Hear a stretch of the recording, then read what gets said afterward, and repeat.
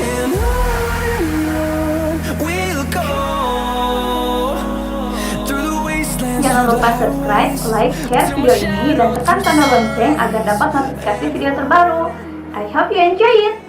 Hai everyone, di video kali ini aku mau sharing tentang mengatasi GTM dengan cara menerapkan feeding rules. Karena kalau menurut IDAI, kebanyakan anak GTM atau susah makan itu disebabkan oleh inappropriate feeding practice alias perilaku makan yang tidak benar. Nah, untuk mengatasinya itu kita harus menerapkan yang namanya feeding rules atau aturan makan yang benar. Feeding rules ini terdiri dari 3 aspek. Yang pertama adalah jadwal. Jadi kita harus buat jadwal makan anak. Seperti ini contohnya. Ini adalah contoh jadwal makan anak yang dibuat oleh IDAI.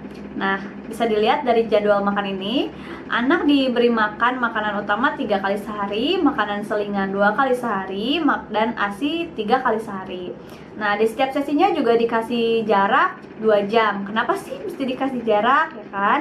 Karena lambung butuh kurang lebih 100 menit untuk mengosongkan setengah dari isinya. Nah, gitu. Lalu, di setiap sesi makan juga anak hanya dikasih waktu 30 menit. Kenapa sih kok bentar banget rasanya gitu ya, 30 menit? Karena untuk menghindari rasa stres dan rasa bosan antara anak yang disuapi dan orang yang menyuapinya gitu. Kalau misalkan udah 30 menit tapi makanannya nggak habis gimana? Nggak apa-apa, tetap diselesaikan, disudahi aja sesi makannya. Atau mungkin sebelum 30 menit anak udah cranky, udah nggak mau gitu ya, pengen udahan makannya gitu. Nggak apa-apa, disudahi juga aja sesi makannya. Nah, udah kayak gitu, di setiap sesi makan anak nggak boleh dikasih cemilan. Kita cuma boleh kasih dia air minum, tapi tetap nggak boleh kebanyakan. Nanti takutnya anak malah kenyang karena dia kebanyakan minum air putih gitu. Dan yang kedua adalah lingkungan.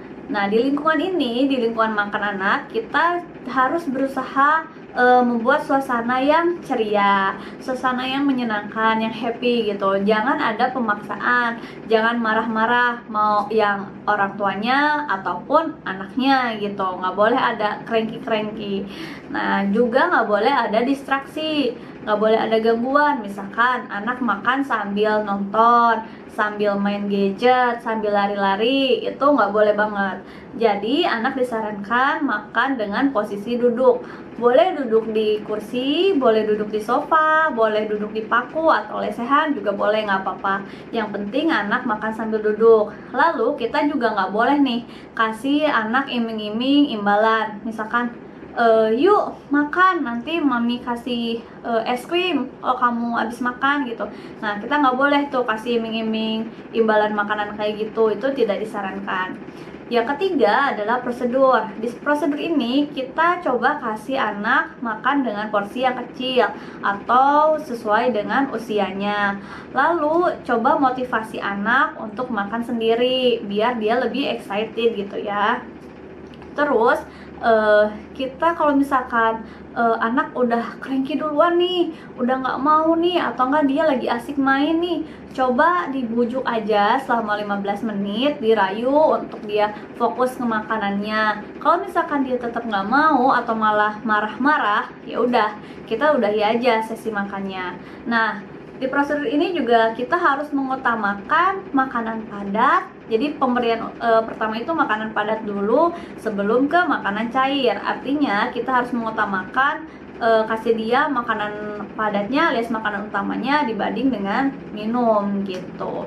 Setelah beres makan, kita seperti biasa harus cuci tangan anak biar dia tahu nih, oh aku sudah makan, sudah beres makan gitu. Jadi kasih sinyal kita udah beres nih, kasih dia makan gitu. Pertanda juga dia udah kenyang gitu karena sesi makannya udah berakhir. Nah, kayak gitu. Kalau misalkan kita bahas tentang efektivitasnya nih, ngefek nggak sih si penerapan feeding rules ini? Untuk aku pribadi, feeding rules ini sangat berefek gitu. Aku coba ke anak aku yang waktu itu emang lagi aduh susah sekali makan gitu. Aku coba menerapkan feeding rules ini dan ternyata hasilnya memang positif. Anak aku jadi jarang ngemut makanan, jarang menolak makanan gitu ya. Walaupun misalkan dikasih makan dan bersisa, sisa makanannya itu nggak banyak gitu, hanya sisa sedikit lah, paling satu suap dua suap, ya itu masih diwajarkan aja lah gitu kan ya. Nah segitu aja sharing dari aku mengenai feeding rules ini. Kalau kalian rasa video ini bermanfaat, kalian bisa share video ini dan jangan lupa klik tombol subscribe, like, dan juga tombol lonceng buat dapetin notifikasi video berikutnya. Bye!